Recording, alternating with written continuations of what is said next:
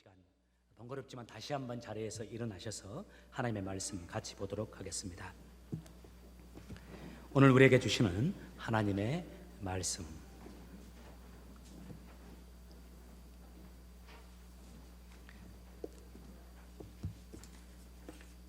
누가복음 17장 11절에서 19절까지입니다. 누가복음 17장 11절에서 19절까지 제가 한 절 먼저 읽어드리고 여러분 한 절씩 교독하도록 하겠습니다. 예수님께서 예루살렘으로 가시는 길에 사마리아와 갈릴리 사이를 지나시게 되었습니다.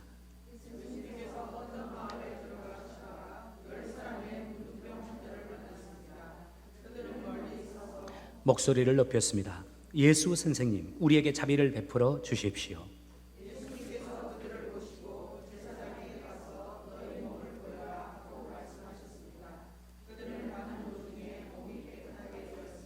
그들 가운데 하나가 자기가 낳은 것을 보고 돌아와서 큰 소리로 하나님께 영광을 돌렸습니다.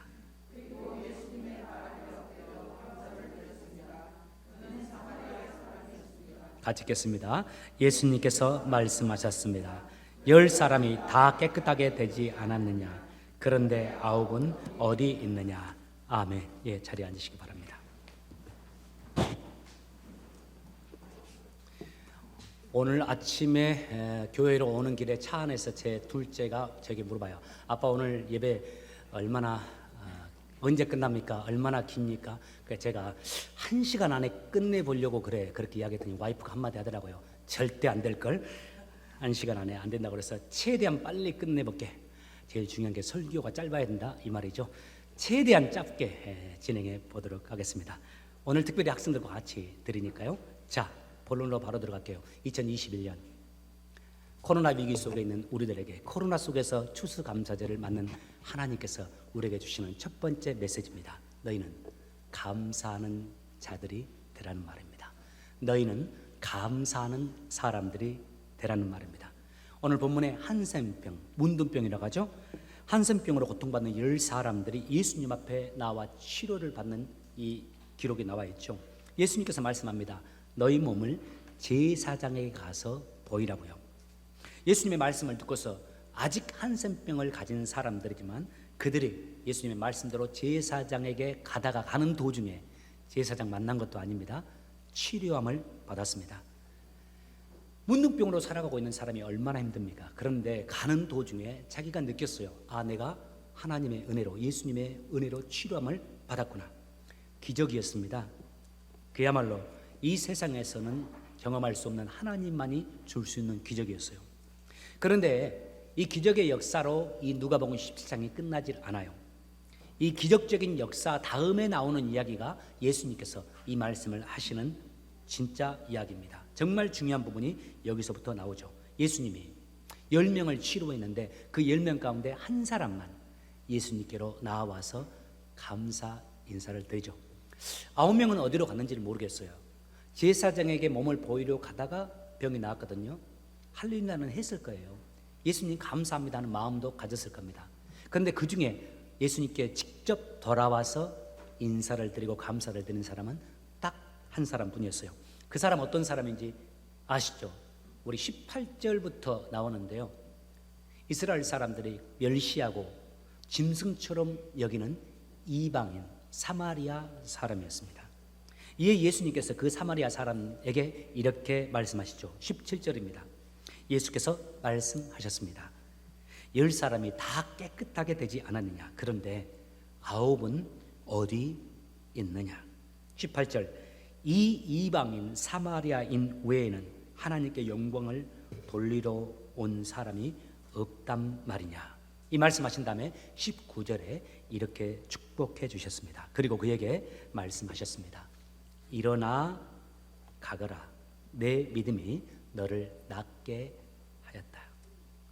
하나님께서 그 한 사람에게 진정한 치료의 은혜를 베풀어 주셨다는 말입니다. 단순히 문둥병만 치료받은 것이 아니라 그 영혼의 문둥병, 영혼의 질병을 치료해 주시고 하나님의 자녀 삼아 주셨다는 말씀이에요. 오늘 본문을 연구하면서 또 나누면서 이런 질문을 하게 되고 이런 질문을 받게 됩니다. 그 9 나머지 9은 어떻게 되었을까? 돌아온 사람 말고 나머지 9명. 어떤 분들은 이렇게 말하더라고요. 그 문둥병, 한센병 재발되었을 것이라고. 또 어떤 이들은 그 9명의 육체는 한센병으로부터 구원은 받았지만 영혼은 구원받지 못했을 것이라고 말해요. 정확히는 알 수는 없지만 일정 부분 일리가 있는 부분들이기도 합니다. 어찌 되었든지 간에 이것만은 분명해요. 그 감사하기 위해서 예수님께로 왔던 그 한 명과 그냥 자기 길을 가버렸던 그 9과는 차이가 극명합니다. 우리 주님은 감사한 이 한 사람의 믿음을 특별하게 여겨주셨어요. 그리고 그를 특별히 사랑해 주셨습니다. 우리 주님은 그 한 사람의 영혼을 구원해 주신 겁니다. 우리에게 잘 알려진 이야기 하나 우리 학생들이 있으니까 소개하면서 또 말씀 진행합니다. 독일이 전쟁의 패배로 힘들어 했을 때입니다. 또 거기에 기근까지 들어서 수많은 사람들이 어려움을 당하고 있을 때 그 마을의 한 부자가 마을 어린이들에게만큼은 빵 하나씩 제공해 주어야 되겠다는 마음을 갖습니다. 20명의 어린이들을 모이게 해서 매일 빵 하나씩을 나누어 준 겁니다. 기근이 끝날 때까지 그렇게 하겠다고 했어요. 그랬더니 20명의 아이들이 늘 매일 나와서 빵 하나씩을 집어갔습니다. 지금이나 예나 똑같습니다. 가장 큰 거, 가장 좋은 것 잡아가려고, 집어가려고 경쟁하면서 달라들었어요. 그리고 빵을 집어들고 자기 길을 가면서 건성으로 땡큐 하고서 또 가는 겁니다. 그런데 이런 상황 속에서 그 부자의 눈에 띄는 한 사람, 한 아이가 특별히 있었습니다. 그레첸이에요. 이 아이는 그렇게 경쟁에 참여하지 않습니다. 맨 마지막에 이 빵 그릇 앞으로 와서 마지막 남은 찌그러지고 작은 빵 하나 집는 겁니다. 그리고 그 앞에 있는 부자에게 정말 진심이 담긴 말로 감사합니다, 땡큐 하고 돌아가는 겁니다. 이 일이 계속 반복되었어요.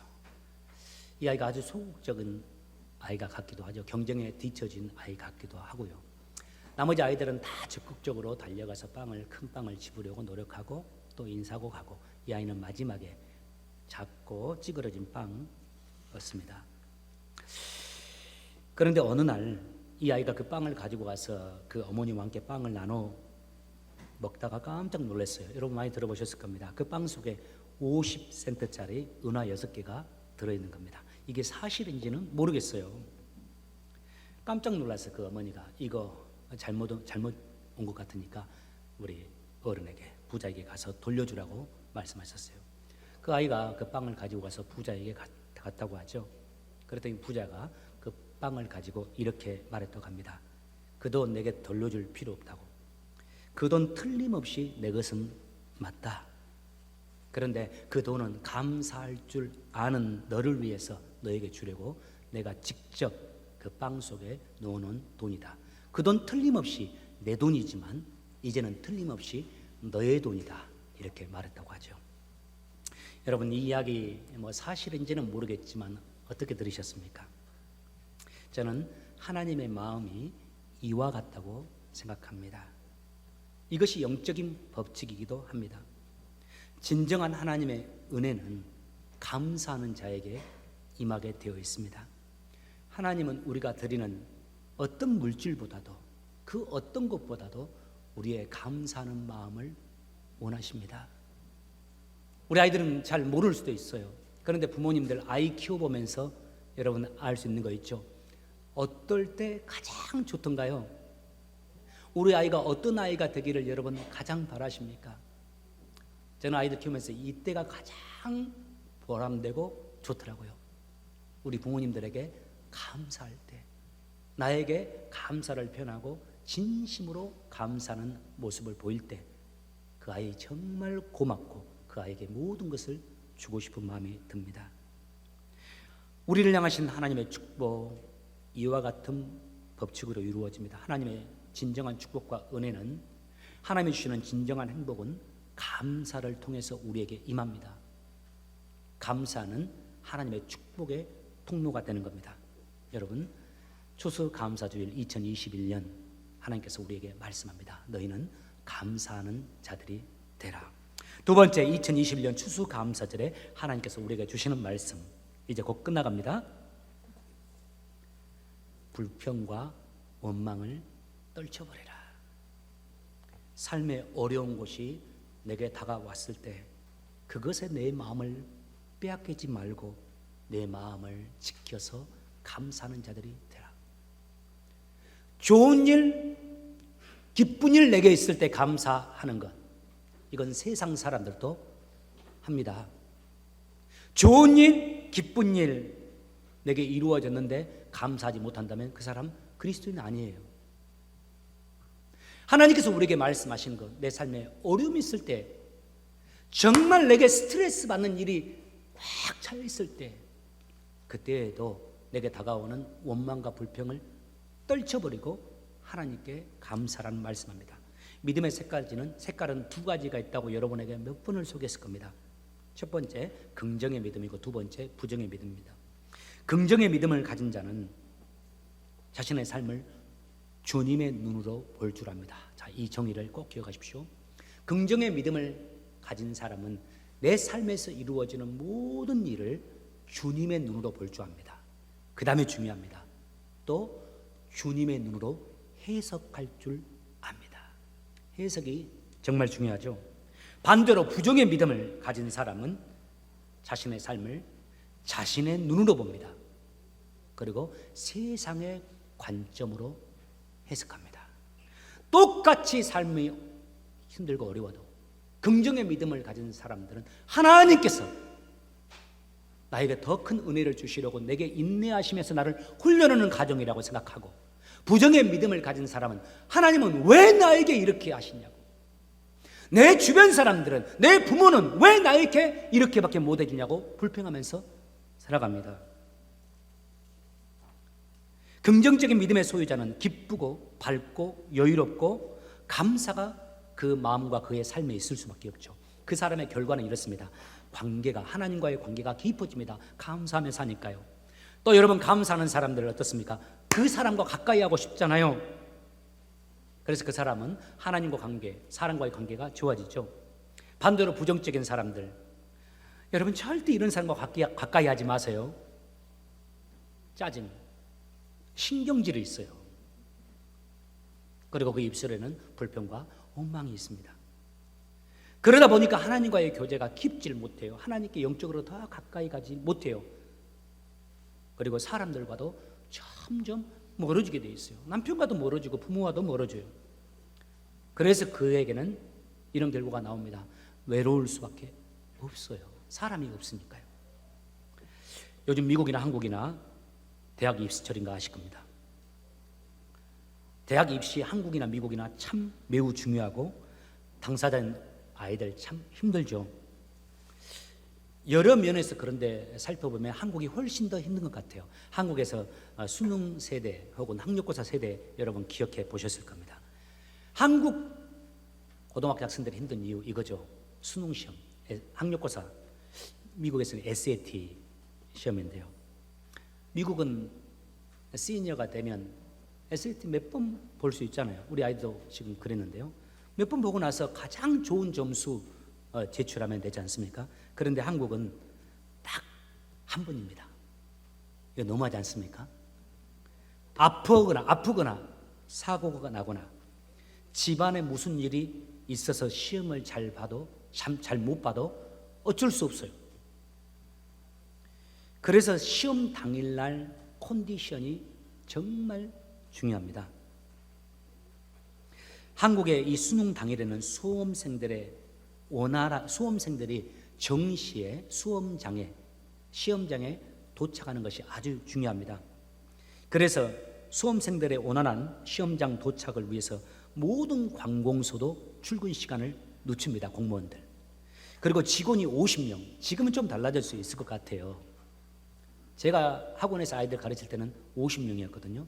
몇 명일까 하고 인터넷을 좀 어젯밤에 검색해 봤는데 그건 나오지 않더라고요. 제가 있을 때 공무원들도 출근 시간 10시로 늦춥니다.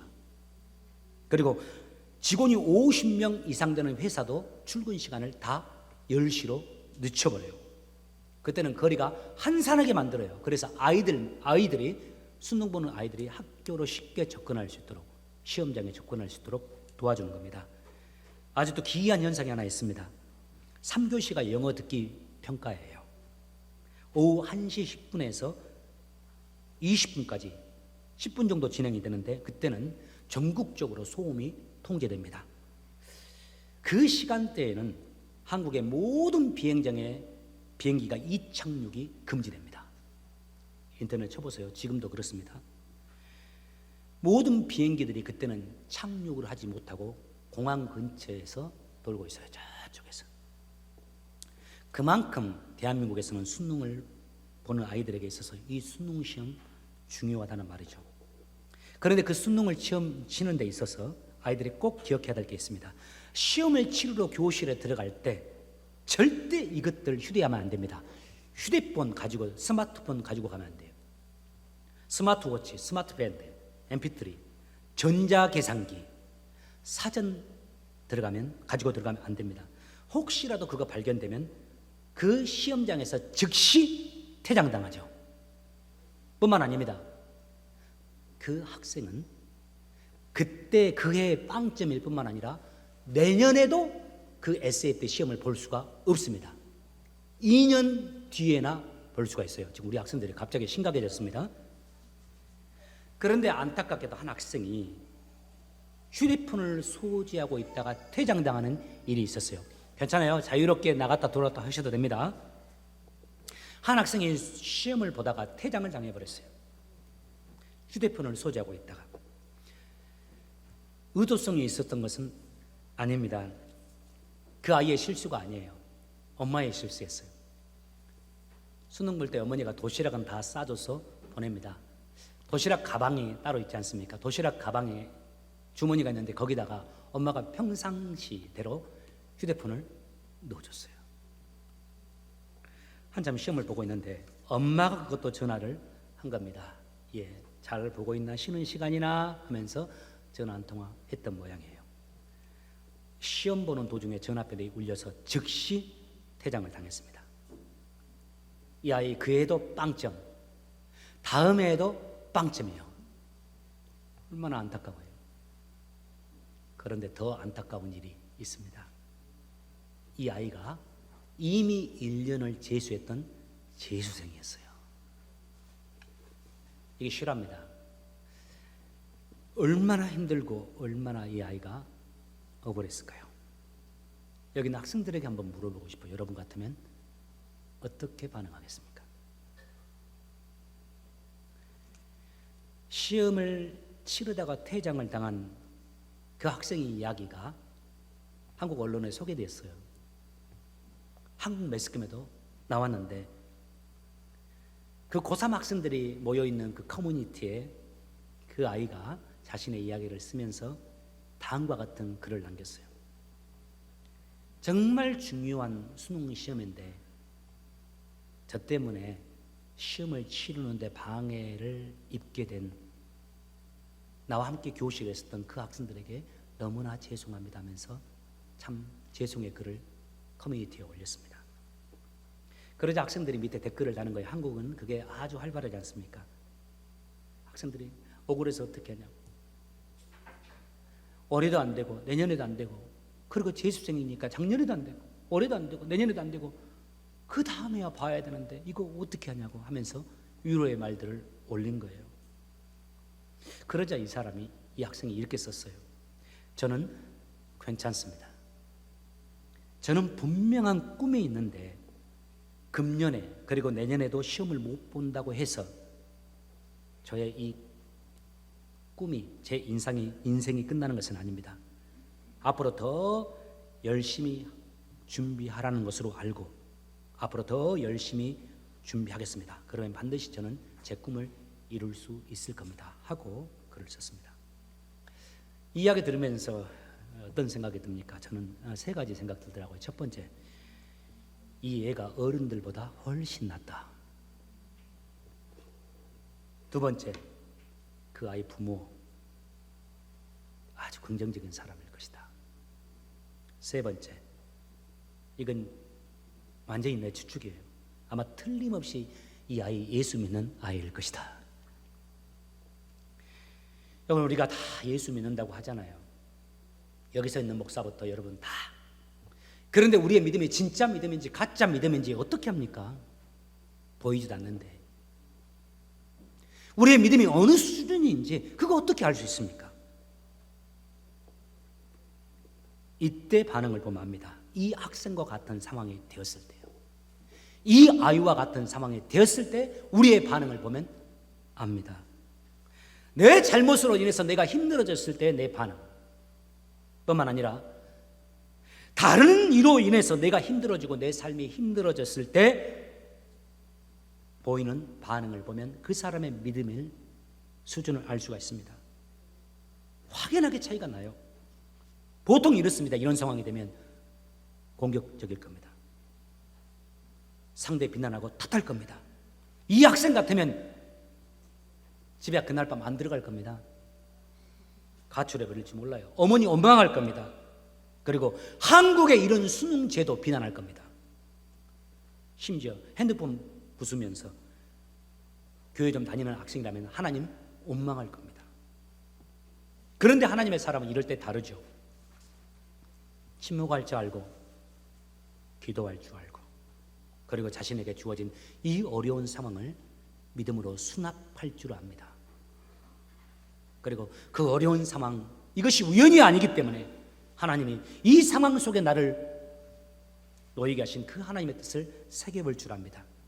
어려움 중에서도 여전히 은혜를 베풀고 계시는 하나님의 은혜를 볼 줄 알고 그 은혜에 감사하며 살아가는 겁니다. 일본 신학자 우찌무라 간조가 이런 말을 했어요. 감사할 줄 모르고 매사의 불평을 일삼는 자는 종신토록 평생토록 만족을 얻지 못할 것이다. 하나님께서 이미 주신 것들에 대하여 감사하라. 그러면 하나님은 더욱 새로운 것으로 함께해 주실 것이다. 오늘 2021년 추수감사 주일 예배 드리면서 여러분들에게 지난주에 헌금 봉투 나눠드리면서 안에다가 우리 교회 좀 독특하게 우리 가족이 하나님께 드리는 5가지 감사라는 그 기도 감사 노트를 보내드렸을 겁니다. 여러분 어떤 기도 제목들 적으셨어요? 감사 제목들 적으셨어요? 우리 큰딸은 지금 윌리엄스버그에 가 있지 않습니까? 다음 주까지 수업이 있는데 함께 만날 수 없으니까 지난 금요일 10시에 만나서 핸드폰으로 만나서 10시에 스피커폰을 통해서 함께 감사 제목을 나누자고 약속을 미리 했어요. 그리고 10시 정도 되니까 우리가 전화를 하면서 만났습니다. 우리 가족 4명이서 함께 5가지 감사를 작성했습니다. 여러분 이럴 때 아주 지혜롭게 하셔야 돼요. 이때 부모님들이 아주 지혜롭게요. 제가 한번 소개할게요. 첫 번째 장기쁨, 큰아이의 감사. 이렇게 아이가 감사하다고 말을 했어요. 내 마음대로 내 뜻대로 안 될 때에도 내 마음에 평안을 주신 하나님께 감사합니다. 또한 좋은 친구들을 내게 허락해 주심을 감사합니다. 큰아이 감사. 두 번째 감사의 감사. 좀 이상하네요. 우리 가정이 더 안정적이 되게 해 주심에 감사합니다. 특히 엄마 아빠가 더 안정적이 되게 해 주신 거 감사합니다. 세 번째, 제 아내가 우리 가족 모두 건강하게 해 주심에 감사합니다. 아마 이 제목은 우리 모두의 공통적인 감사 제목일 거예요. 그 다음에 저의 감사, 기쁨이와 감사가 이전보다 더 주님을 사랑하게 해주심에 감사드립니다. 그리고 마지막에 내가 4명이니까 한 사람씩 기도 제목을 쓴 다음에 마지막에는 공통적으로 미리 감사해가지고 한 가지 더 써요. 기쁨이와 감사, 이게 중요한 이 시기에 기쁨이와 감사의 인생을 인도해 주실 하나님의 은혜에 미리 감사합니다 했습니다. 제가 이 감사 제목들을 여러분에게 소개한 이유를 아실 겁니다. 특별한 거 없잖아요. 특별한 거 없어요 올해. 그런데 감사할 수 있죠. 주님의 눈으로 우리의 삶을 바라보고 이 팬데믹의 기간 동안에 어렵지만 하나님께서 나와 함께 하신 것을 믿고 내 삶을, 내 가정을, 내 아이들을 바라본다면 정말 감사할 것이 넘치고 있음을 알게 될 겁니다. 여러분, 감사는 여러분 되시기를, 감사는 추수감사주일 되시기를 예수 이름으로 축복합니다. 우리 다 같이 자리에서 일어납시다. Would you stand up, please?